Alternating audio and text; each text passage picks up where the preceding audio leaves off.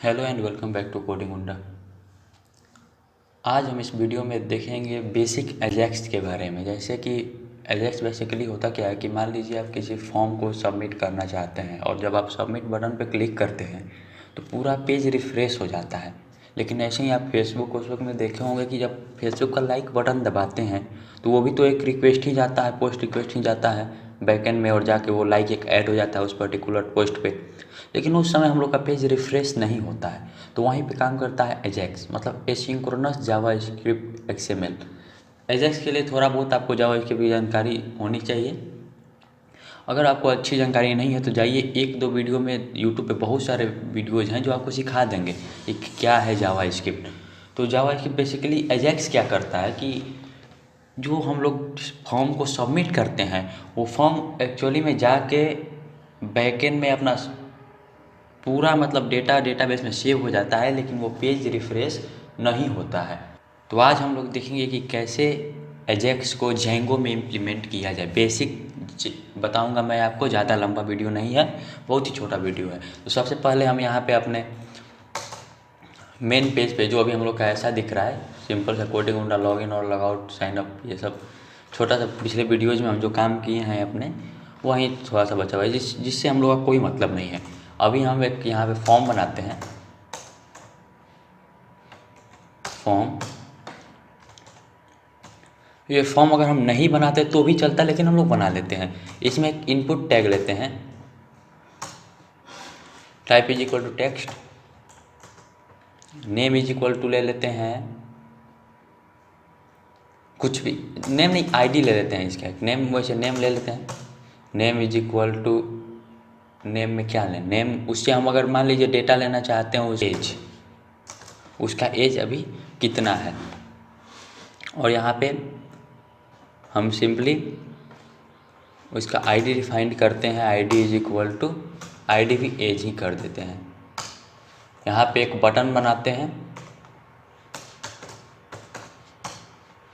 Button submit का। इसमें हम एक क्लास दे देते हैं मेन बीटीएन। सेव करके देखते हैं हम लोग का भी ये फॉर्म कैसा दिख रहा है। तो हम लोग यहाँ पे एक फॉर्म बन चुका है। ऊपर में एक ब्रेक टैग BR टैग मार देते हैं एस्टिमेशन से, थोड़ा सा डिस्टेंस मेंटेन हो जाए। क्या सॉरी, मैंने कहीं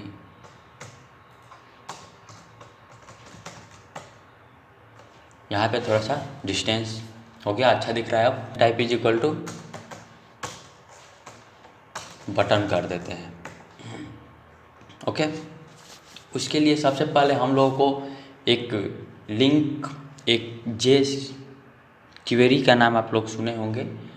जे क्वेरी को पहले हम लोग को इस जावास्क्रिप्ट को इंक्लूड करना पड़ेगा अपने ऐप में। तो मैं जे क्वेरी का फटाफट लिंक गूगल से ला देता हूँ।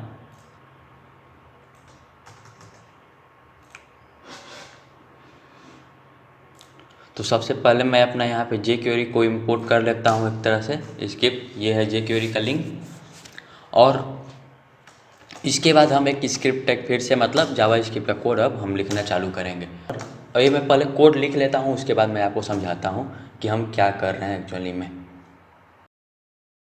तो देखिए बेसिकली मैं यहाँ पे अपना फंक्शन लिख चुका हूँ। सबसे पहले मैं दो यहाँ पे फॉर्म टैग बनाया हूँ, और फॉर्म में दो, एक इनपुट बॉक्स रखा हूँ, एक बटन रखा हूँ। उधर मैं एक बोल्ड टैग बनाया हूँ, इसका आईडी मैच कर दिया हूँ, जिसमें मैं मैसेज को प्रिंट कराऊंगा। उसके बाद मैंने जावास्क्रिप्ट जे क्वेरी को लोड किया है इधर, और फिर मैं फंक्शन लिखना शुरू किया हूँ अपने एजेक्स के लिए। और इसमें बोल रहा हूँ कि जब मेन बीटीएन, मतलब मेन बीटीएन ये है, जब मेन बीटीएन पे क्लिक हो, ऑन क्लिक, तो ये वाला जो फंक्शन अभी हम बना रहे हैं इसको रन करो। तो फंक्शन के अंदर क्या लिख रहे हैं, एक वेरिएबल बनाए हैं हम, आईडी नाम, एज नाम से बनाते हैं, सॉरी, एज नाम से एक वेरिएबल बनाएंगे।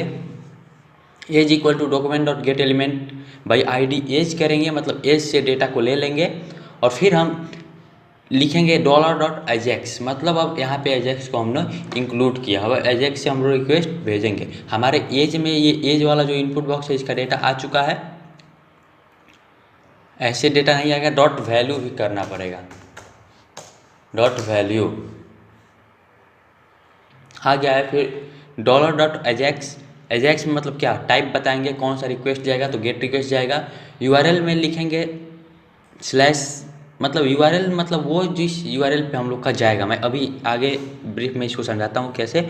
और डेटा मतलब कौन कौन सा डेटा जा रहा है। आप अगर मान लीजिए एक डेटा मुझे भेजना है तो मैं यहाँ पे एज लिख दूँगा कि मल्टीपल अगर डेटा भेजना है तो आप जेसन का यूज कर सकते हैं यहाँ पे।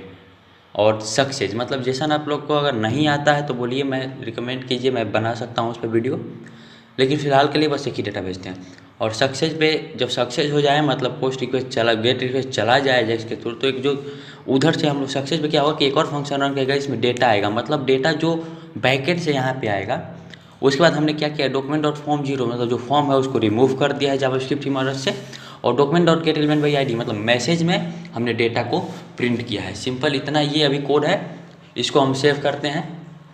उसके बाद अगर हम देखिए, अगर हम यहाँ पे आएंगे, इसको रिफ्रेश करते हैं एक बार और सबमिट पे क्लिक करेंगे तो यहाँ पे देखिए हम लोग के पास एक एरर जनरेट होना चाहिए। देखिए not found slash add age, हम लोग अभी ऐड एज की, देखिए एरर यहाँ पे डिस्प्ले नहीं हुआ, बस कंसोल में दिख के रहेगा, क्योंकि ये एसिंक्रोनस जावा स्क्रिप्ट है, आप लोग समझ सकते हैं। अब हम एक यूआरएल्स बनाएंगे, इसमें नहीं मेन के यूआरएल में बनाते हैं। इसका हम लोग रखते हैं ऐड एज, यही है उसका नाम ऐड एज। फंक्शन भी ऐड एज ही होगा और इसका नाम भी हम ऐड एज ही रख देते हैं। आते हैं व्यूज डॉट पी वाई में, नया यहाँ पे फंक्शन बना लेते हैं ऐड एज, जिसमें रिक्वेस्ट आर्गुमेंट पास कर देते हैं। जो वैसे होता है वैसे ही, बिल्कुल जैसे हम लोग करते हैं वैसे ही इसको करते हम लोग चले जाएंगे, कोई दिक्कत की बात नहीं है। अगर नहीं समझ में आ रहा है तो वीडियो पीछे करके आप देख सकते हैं। अब यहाँ पे लिखेंगे if request dot method is equal to get, मतलब इफ़ रिक्वेस्ट डॉट मेथड मतलब अगर गेट रिक्वेस्ट मारा जाए, method is equal to gate.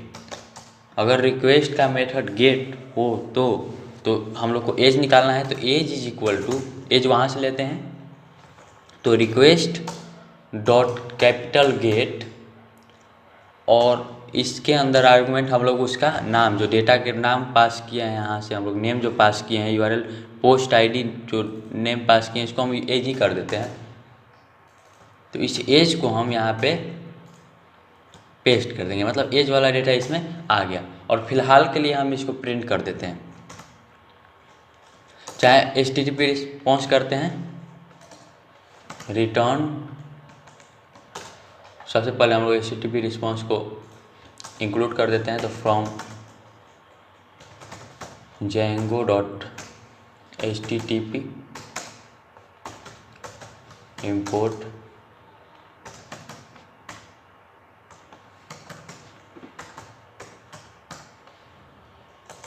Response, HTTP response. तो यहाँ पे हम लोग रिटर्न करते हैं HTTP रिस्पॉन्स को, रिटर्न HTTP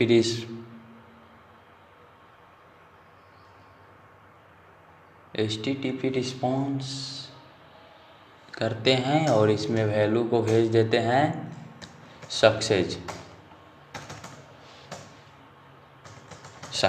अब एक बार इसको करके रन करके देखते हैं, रिफ्रेश करते हैं एक बार इसको हम लोग। अब इसमें हम कोई डेटा डाल, रिफ्रेश हो चुका है, अब हम इसमें कोई डेटा डालते हैं और सबमिट करते हैं, क्या सक्सेस। देखिए यहाँ पे सक्सेस मैसेज प्रिंट हो चुका है। फिर से एक बार रिफ्रेश करके मैं आप लोगों को दिखा रहा हूँ, यहाँ पे मैं लिखा कुछ भी और सबमिट किया, देखिए सक्सेस का मैसेज आया। अब हम लोग के पास डेटा आया कि नहीं उसको प्रिंट करके सक्सेस, और इसी में डेटा को भी भेज देते हैं, कॉमा सक्सेस। यहाँ पे एक एफ स्ट्रिंग भेजते हैं, बेसिकली सही पड़ेगा, एफ स्ट्रिंग सक्सेस, और इसके अंदर क्लोन दे के भेज देते हैं हम लोग एज को। अब देखिए सक्सेस के बाद एज हम लोग का प्रिंट होना चाहिए, एक बार डाल देते हैं पहले, फिर से एक बार, फिर से डेटा डालते हैं और सबमिट पे क्लिक करते हैं। देखिए सक्सेस ASD मतलब हम लोग का डेटा यहाँ पे पहुँच जा रहा है। अगर हम संतुष्टि नहीं होता है तो हम लोग प्रिंट करके भी देख सकते हैं प्रिंट एज, हमने एज को प्रिंट किया है। इसको रिफ्रेश करते हैं एक बार फिर से। यहाँ पे कंसोल में हम लोग का सर्वर स्टार्ट हो चुका है। अब हम लोग का यहाँ पे अगर हम प्रिंट करेंगे, मान लीजिए एज हम 32 डालते हैं, 21 सबमिट करते हैं तो एज सक्सेस 21, यहाँ पे भी 21 प्रिंट होना चाहिए। देखिए यहाँ पे हम लोग का 21 प्रिंट हो चुका है, मतलब कि हम लोग का एजेक्स एकदम सही से काम कर रहा है। देखिए पेज लोड नहीं ले रहा है, पेज लोड नहीं ले रहा है, फिर भी ये सबमिट हो जा रहा है। अगर हम चाहें तो कोई मॉडल्स क्रिएट करके यहाँ पे इसको डायरेक्ट मॉडल्स में मतलब डेटाबेस में सेव भी कर सकते हैं। जो भी ऑपरेशन करना चाहें हम कर सकते हैं। अगर हमको एक से ज़्यादा डेटा लेना है तो हम जेसन का प्रयोग कर सकते हैं। तो यही था बेसिक एजेक्स इन जेंगो। अगर इसमें आप पूरा डिटेल में वीडियो चाहते हैं तो कमेंट कीजिए। अगर आपको वीडियो पसंद आया तो लाइक कीजिए। अगर चैनल पर नए हैं तो सब्सक्राइब कीजिए। Thank you for watching this video.